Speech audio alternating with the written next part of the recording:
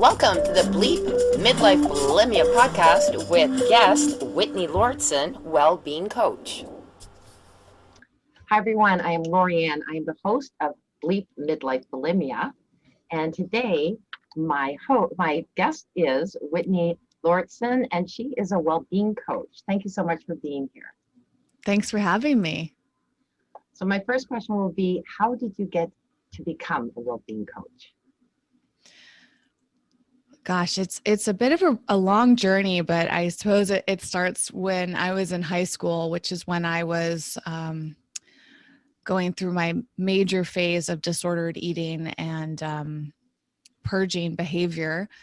I was simultaneously starting to feel more passionate about psychology, and I was taking classes, and I remember those were my favorite classes, just learning about our emotions and our behavior and why we do things. And I had an amazing teacher in high school who really encouraged me to just explore that desire to learn about human behavior. And it wasn't a career path that I was interested in at the time.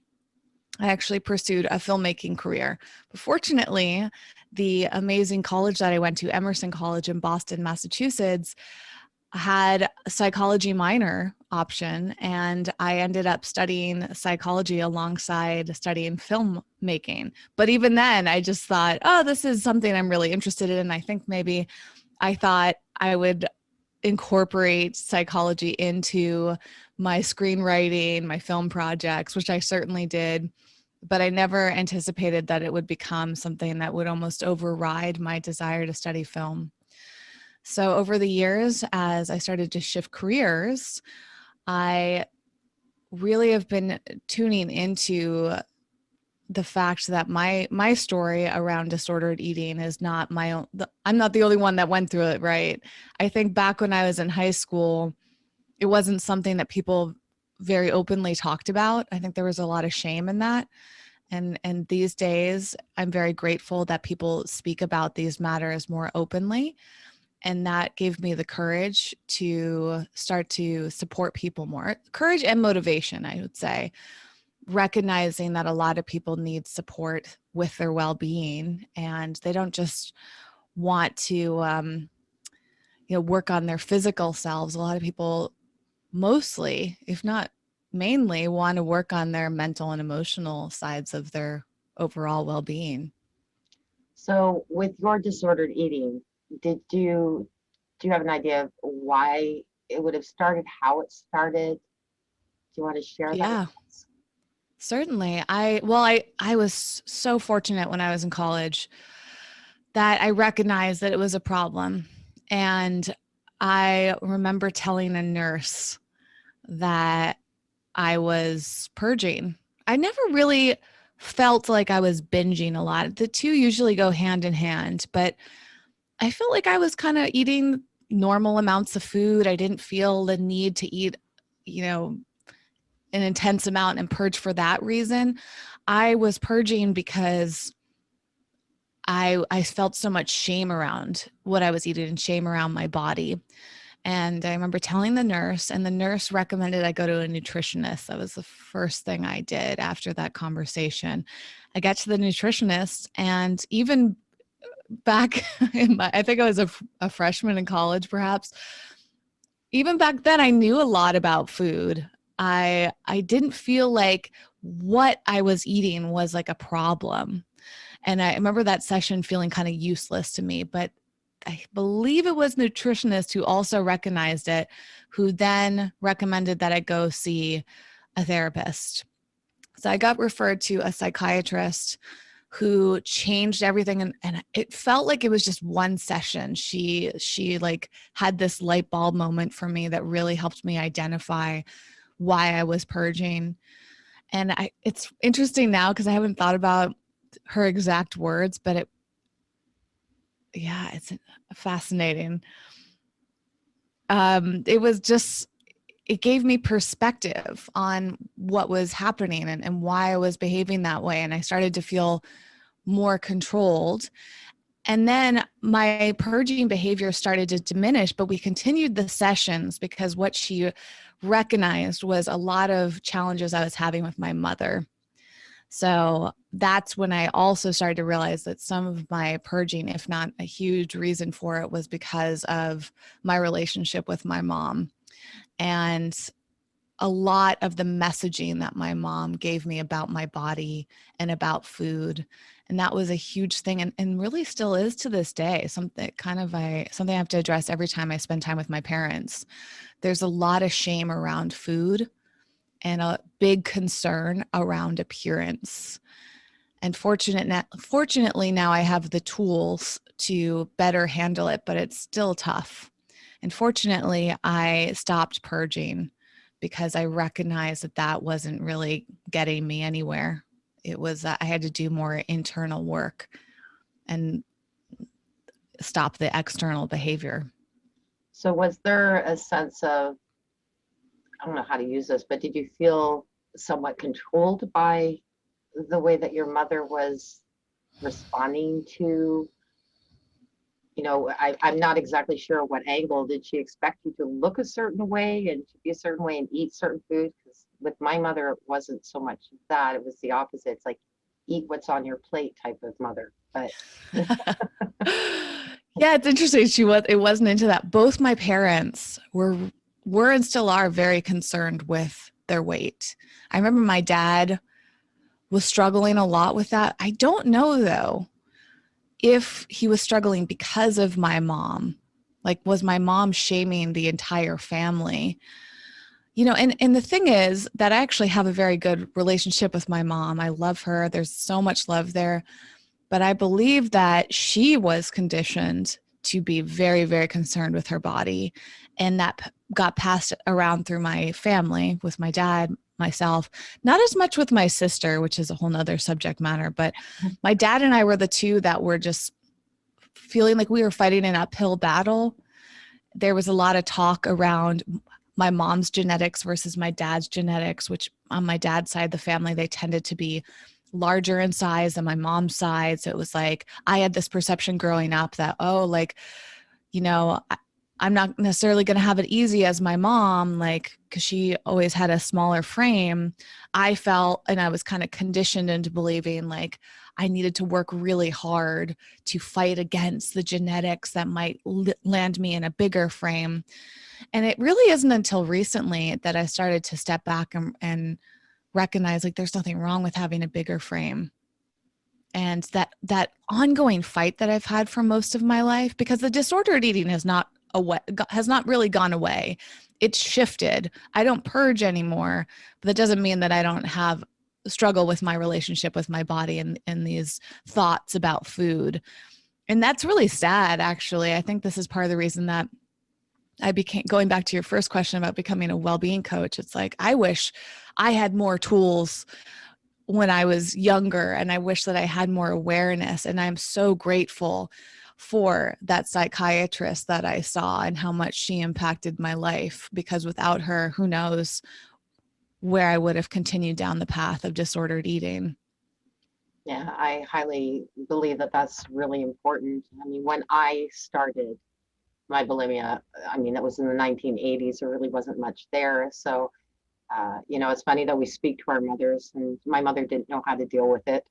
To her was like, well, it's just all about you being slim. And I guess it starts a little bit like that, but then of course it was like that same thing. My sister was losing weight, and then, I was the only, overweight one in the family.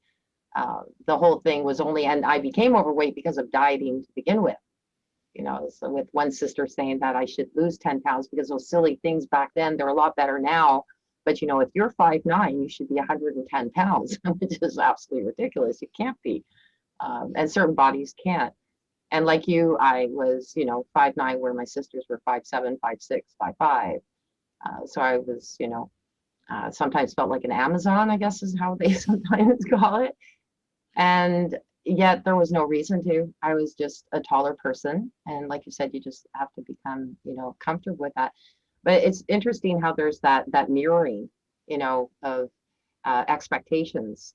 And But that mirroring of expectations, I think, goes deeper into it because, that disordered eating is also related to mindset. And it's how do you break those beliefs, really ultimately is what it comes down to, which is talked about so much, but that is still part of bulimia, which people, get away from. And not to go on too long, but one thing that I find sometimes frustrating is when I speak to my clients, they go, well, it's a habit. And if you only perceive it as just being a habit, it's going to be a lot harder to get over it, because it's not. It's more than that. And habits are really tough to break. I mean, it takes so much intention to shift your habits. That's actually been a big focus of mine studying so I can better understand habits this year. There's this great book, Atomic Habits, that is a wonderful read, but it's this thick book, and you recognize as you're reading through, like everything in there is so spot on, and you almost have to follow it to a T to dig in to a habit, to create a new one, to shift an old one. And I think one of my biggest takeaways was like, wow, no wonder so many people feel trapped, stuck, frustrated, because the way our brains work is that we have to be very intentional about making shifts with ourselves. And I've noticed this so much through my coaching is getting the perspective of how other people work. And one big shift that I've made as a coach is that recognizing it's not always easy for some people. Some people can make shifts really quickly. Some people, it takes a very long time. What seems obvious and simple to one person is not necessarily the case for another. There are just so many variables.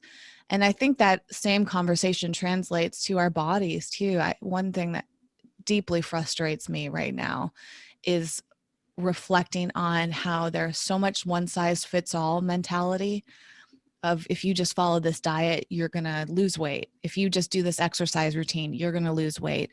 It is perpetuated on and on and on. And looking back, I recognize how much I spent in my life thinking there was something wrong with me because those approaches to eating or fitness or whatever else didn't work for me.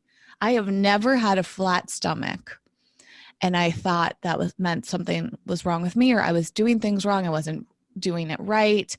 And I feel like I've tried every diet and exercise routine under the sun.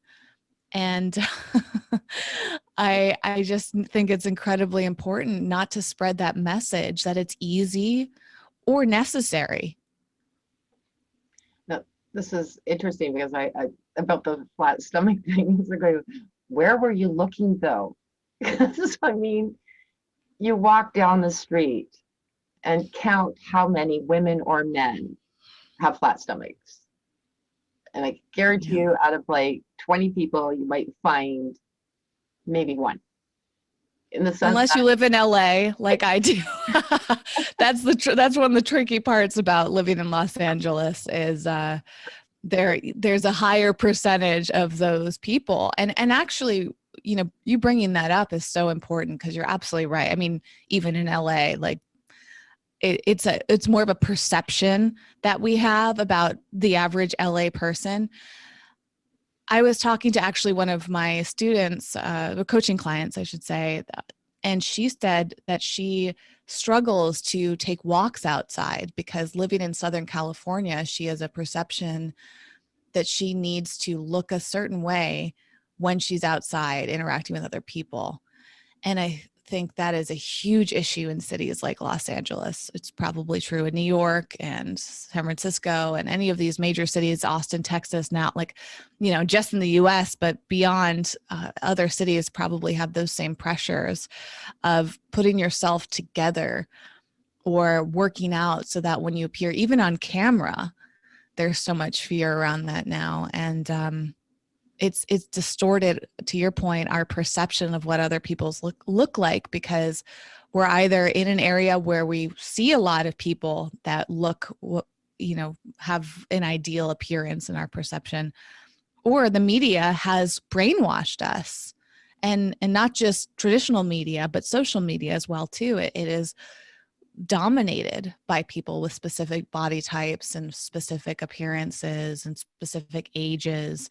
And we start to lose actual sight of what the majority of the population looks like. Well, that's what I was going to say too. It's kind of like when you're buying a car and it's a certain type of car and a certain color, and you go, I haven't seen those before, but then all of a sudden when you buy it, everywhere you look is that. So your blinders almost go that you don't see anything but those cars that are just like yours, right? Or what you want to have. I sometimes think that is what, when you go out there, you're seeing all those, what society considers to be, the perfect person. And yet there's probably 10 other people who aren't, that are close by, but you're not going to see them because your eyes are, they're going straight to that. So that perception has changed too. They're saying, well, there's so many people that are so great, they keep their bodies perfect, everything. And yet there probably isn't. It's because that's what you're focusing on. Yeah. And I think it's a huge issue. I can't even imagine growing up with social media because it was hard enough for me. And it's interesting now looking back, like, wow, I mean, I didn't watch nearly as much television. I didn't even have cable TV growing up, but my friends did. And we had magazines, but I wasn't bombarded with images all day, every day. And still that deeply affected me. And I would see people and think like, that's the way I had to look. That's what's desirable. And I think now it is inescapable for most people unless they are very intentional about their usage online. That's too bad because everybody is so unique. I mean, I look at it and of course, it's kind of fun because of course Jane Fonda, she was bulimic for 30 years as well. So like, I'm in that same set there. And yes, she looks wonderful. I mean, she's not perfect. She doesn't mind, she didn't mind being out there. And I have to say that when I watch her show, was it Grace, Frankie and Gracie? I can't remember exactly. Yeah, yeah. I love Lily Tomlin. I mean, I look at her and go, now there's someone who's unique. I just adore her. And I'm going to, most people could just, grasp their uniqueness, make who they are, rather than constantly comparing ourselves to other people that we will never be. Take who you are and make yourself that person that people want to be, so to speak, and look up to, not that they can be. I mean, I joke around about the time I used to wear running shoes when I was in my teens and we went to these bars dancing, and I had people making fun of me. And then 6 months later, everybody's wearing them, and I wanted to go up to these particularly two ladies who were laughing at me with the guys and everything, go, hey, look what you're wearing. I didn't. I mean, that's not me. Because again, that's the other thing too, that people who struggle with, as you say, disordered eating or bulimia, we tend to be people pleasers. We tend not to speak out. And I've said this and I will say it again, I find that self-sabotaging because we'll hurt ourselves. And I don't know that it's all about trying to make ourselves what other people want us to be without being able to have a voice and saying, I don't want to be what you want me to be. I want to be me. Or even yell out at social media and everything, stop it. But we don't. Instead, we just try and follow this lead, and we're, we tend to be followers, people pleasers, quiet, and self-sabotaging. We hurt ourselves instead of hurting others. Oh yeah. And I'm so glad that you brought up the people pleasing side of it, because that's another thing that I'm digging really deep in. On my podcast, this might get uncomfortable. My co-host and I did a survey of our listeners, a survey of our online course students. And that was one of the number one struggles that people were facing. And it actually was incredibly helpful for me because I recognized how much of a people pleaser I am through the stories that I was hearing from others. And I started digging into that and just trying to uncover the roots. And it most of it goes back to parenting, most of it goes back to the way that my mom saw the world and the way that she raised me and my sister deals with it in her own way. And I just also wonder where that was happening within my mom's life too. Was she a people pleaser? Like what's the kind of lineage that this stuff is passed down, and what was going on when she was growing up or when she was being told how to parent, and I think people pleasing is a big issue. We don't just see it in terms of disordered eating. We see it in so many different ways that we show up in life, whether it's through our business, through our relationships, through our friendships, through parenting, and I think it's actually a really big problem because it limits a lot of us, and it does put us into that comparison trap, or the comparison trap maybe triggers our people pleasing. And I really, to your point, wish that we can shift that more. And I know that we can. We just have to be very conscious about it. Social media is something that if we are intentional about it, we can minimize our usage and we can treat it very differently. For example, I'm on a kind of personal mission with my social media usage to curate my feed, whether that's on Instagram or TikTok or YouTube, whatever I'm watching, towards the content that makes me feel good. I get so excited when I see a woman with a similar body as me. Like it lights me up, and because I feel like I can look at her very differently than I look at myself. I recognize that we have similar bodies, but it's like, oh, I actually really like looking at her body. Why don't I like looking at mine? And it's very therapeutic for me to see different body shapes too, not just that thin frame that many of us get used to or perceive as beautiful or acceptable or ideal, whatever it is. Like when I see women of all different sizes and shapes and ages, like it's so wonderful. To your point, I love seeing women. Another big thing I love right now is seeing women with gray hair. Like it gets me so excited because I've been starting to reflect on my relationship with gray hair and like, am I going to dye my hair when it takes over? And I actually don't want to dye it, but I feel uncomfortable with how other people will perceive me when I have a lot of gray hair. So when I see women that embrace just their natural hair color, whatever it looks like, it's like, oh, I have permission. Like I'm not going to be the only one who looks that way, And there's more and more women that are doing that.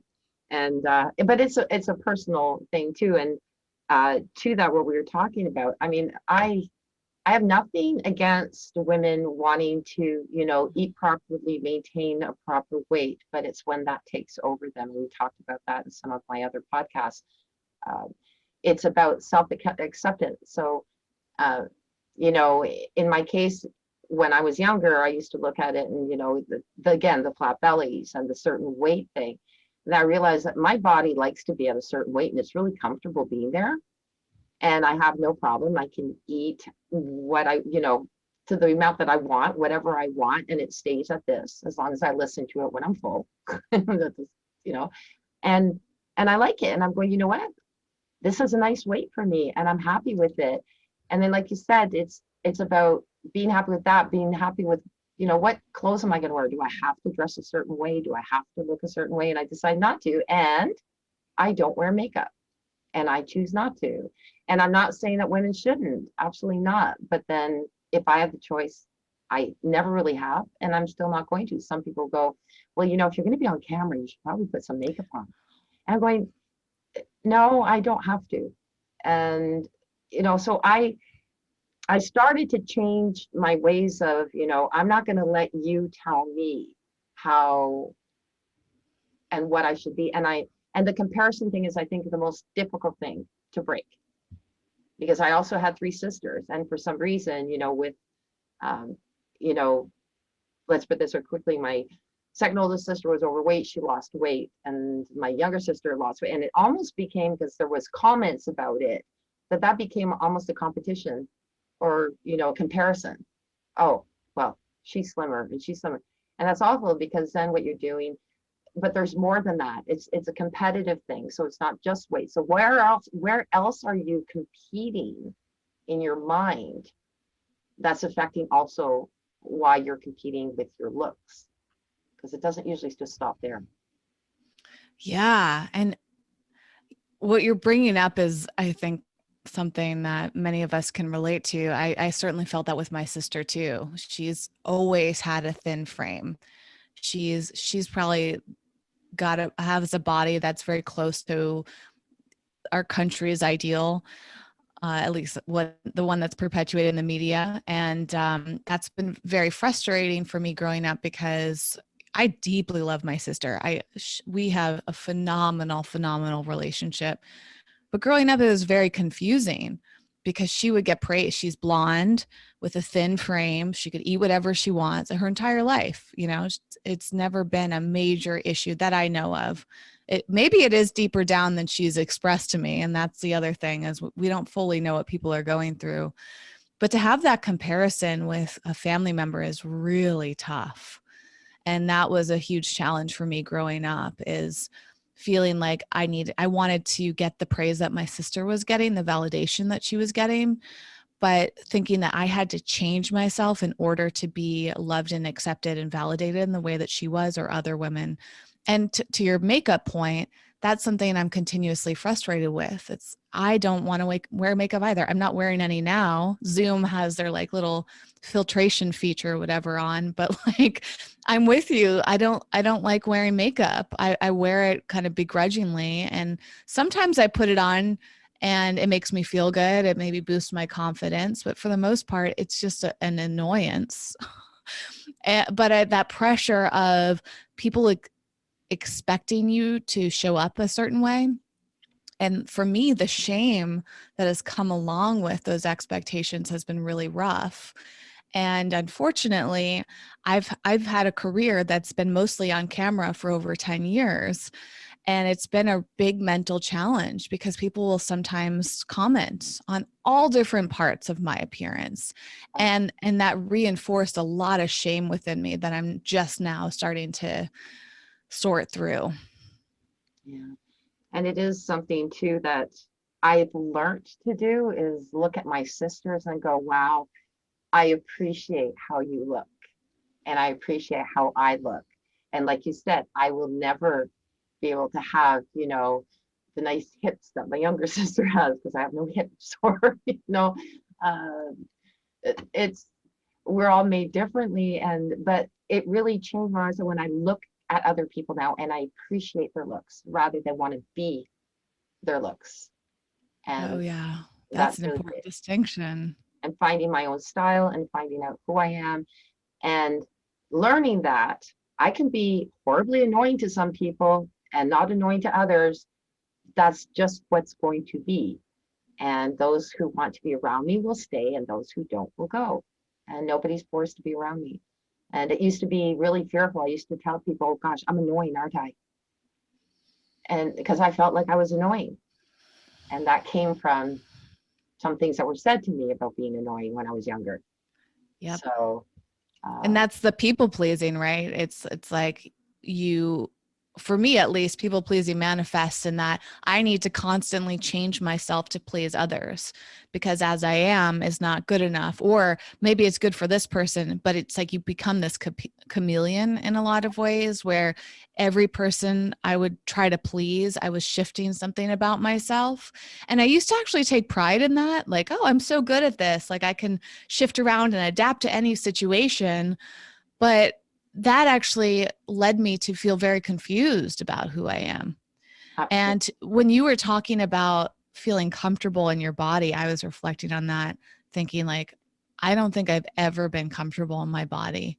Truly. I think the only times that I have felt, quote, comfortable is when I felt like I was at a weight or body shape or size that I felt like confident in, because I thought that was the way I was supposed to look. And for instance, this past year, I felt so uncomfortable in my body. Today, I feel uncomfortable in my body. I've been feeling frustrated. It's like, I feel like I'm taking such good care of myself, but my size, my shape is not reflective of how I think that my best look is. And I feel shame for that a lot. And that's something I have to constantly work on. And it hasn't been easy, even after many years of work on this. It's still a process for me. And just hearing that you have gotten to a place where you feel comfortable and you know what is a comfortable place for your body is inspiring.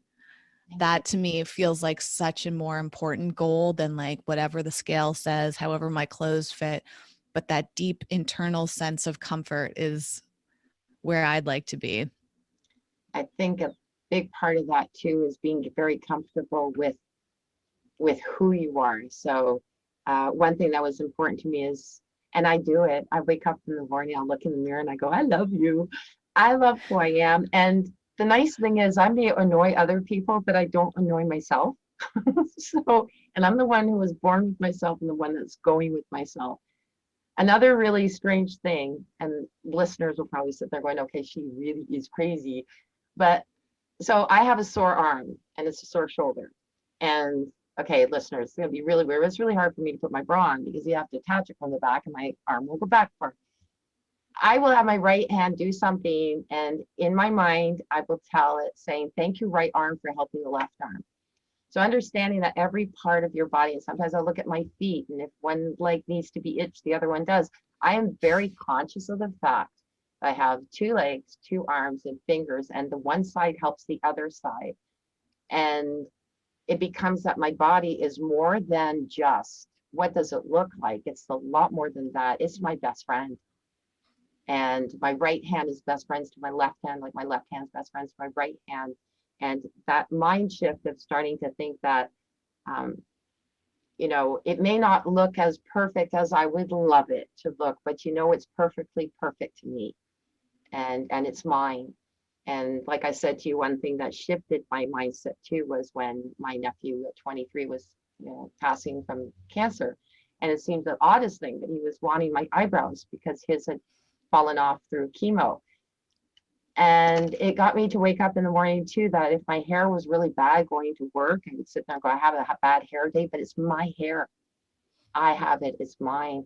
And when you start being more grateful for what it is, and also understanding that it hurts other people when you're going through what you're going through too, and you don't really realize it, to open up your eyes to that too. I think when you focus more on the love for others and for yourself first, and the other ones that are loving you, the really important circle, not those people out there who are like, you know, magazines on a wall, ones around you. Your mindset gets healthier, and henceforth the way that you look at self looks is healthier, and then the way that you look at your body is healthier. But a lot of that's mindset. And you talk about nutrition as well, Whitney, and I also really seriously believe that some people say, well, you have to start with the mindset first. I think you really have to start with nutrition, because your mindset is not going to be 100% proper. Well, not that it will be 100%, but won't be in the right state if you're not eating properly. Absolutely. Oh yeah. And this is part of where disordered eating has made that so tricky. And also it's the media again makes it so hard to figure out what to eat.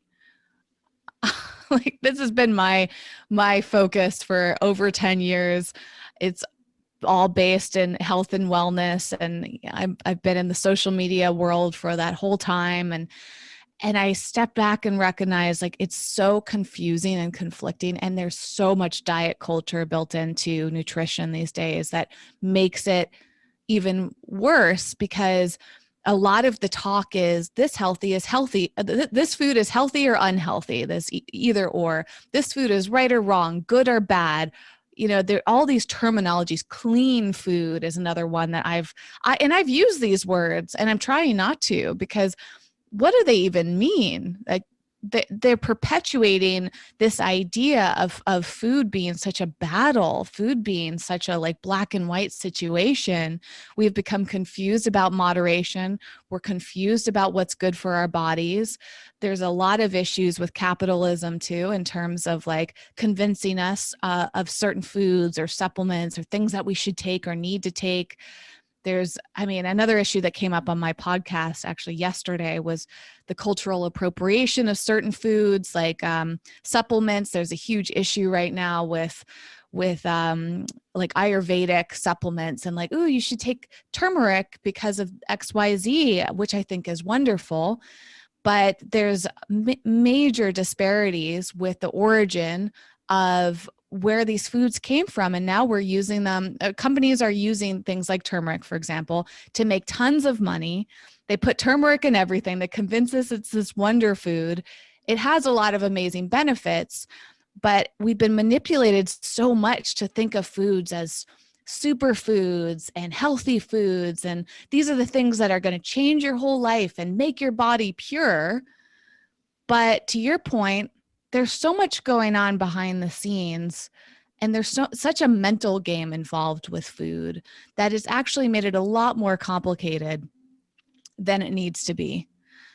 To me, going back to the roots and really honoring things like the origins of our foods, who's making them, where are they coming from, the love that's being put in them, or is there some corruption going on with our food, right? Because I'm also a big believer in the energy of it. So if I'm going to put something in my body, I hope that it's made with love so that I can be adding more love into that. I don't want to be convinced that I need to eat a certain food to achieve a certain peak of health, especially if that manipulation is for capital gain and it's at the cost of people that are, you know, not being treated fairly. That's something I'm a big advocate for. But this whole process has made it really hard for us to figure out the origins of our food and what actually makes us feel good and other people feel good.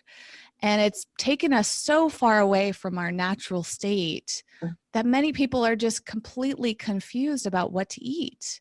And they're confused about what truly is good, or good is even not the best word, but what really makes each of us feel good, right? And that breaks my heart. And I think that all these years that I've spent studying food, I just end up at this place of like, wow, this is way too complicated. Like, I just want to go grow my own food, like, you know, and know exactly how it's grown, where it's coming from, what was involved in that process, and infuse myself with something much simpler.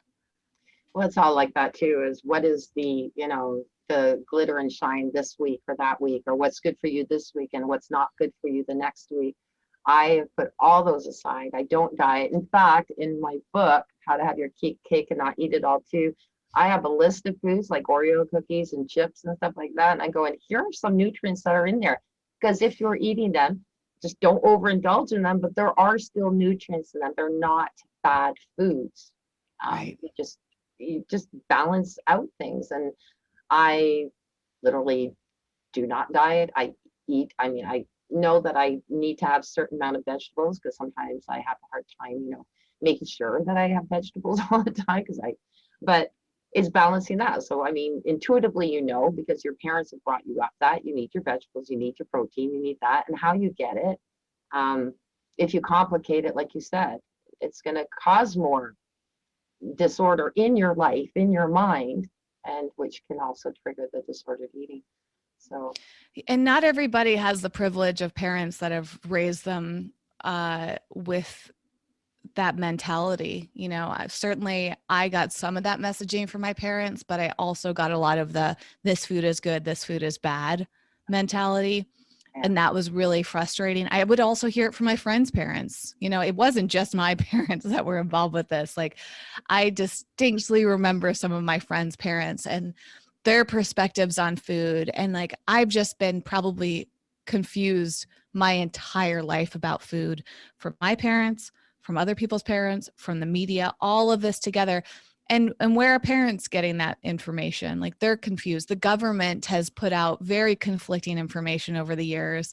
Like you were saying earlier about like your height versus your body, how much you're supposed to weigh.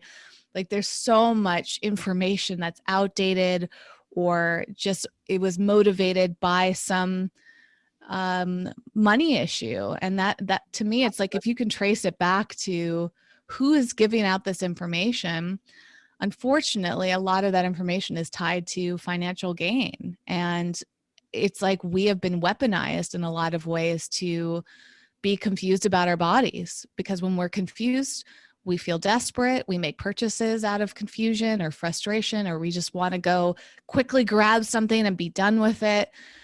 And all of that has impacted me. Yeah, the bad food though, I think is, when you say, well, chips are bad and cookies are bad, they're not bad. What I think is it should be specified. They're not good to have too many of, is a better way of saying, so like you Oh, don't. I don't think they're bad foods. Like No, I'm but completely with you. that's how a lot of people will restrict it, right? That's a bad food. Chocolate's bad, cookies are bad, chips are bad. They're bad if you're going to buy 3 bags and eat them and purge them, yes, but then any food is bad. Any food you overindulge in can be bad for you. So it's just that, again, it's a mindset, right? So But even that mentality too, I think is tricky because, maybe one day you do just want to sit down and eat 3 bags of chips, but like that one day is not gonna deeply impact you over the, the over the course of long everything period. that you're eating. And I think this is where the confusion is. People don't even understand moderation. Yeah. Like and nutrition facts are not even fully reliable in terms of like serving sizes and all these things. It's like, to your point, I think the ideal is the getting truly understand intuitive eating. Yes. And that's a long process. Like going back to what you were saying about habits, if I were going to recommend starting a new habit, it would be working your way towards intuitive eating, because it's like you have to get more in touch with your intuition and who you are, and you have to crowd out all this noise. Yeah. Maybe it is not using social media for a while until you get to the root of who you are. Like, I think there are beautiful benefits to the quote detox, meaning like a social media detox, if you are comfortable with that term, or a retreat, or whatever practice it is, where you can close out as much of the external noise as possible so that you can focus on your internal guidance. Absolutely. I really appreciate your input and everything and having you here today, Whitney. Did you want to just let our listeners know where they can contact you? Yeah, absolutely. So I have a podcast called This Might Get Uncomfortable, and the entire podcast is all across the web. So if you look that up, you can easily find me and my co-host, Jason.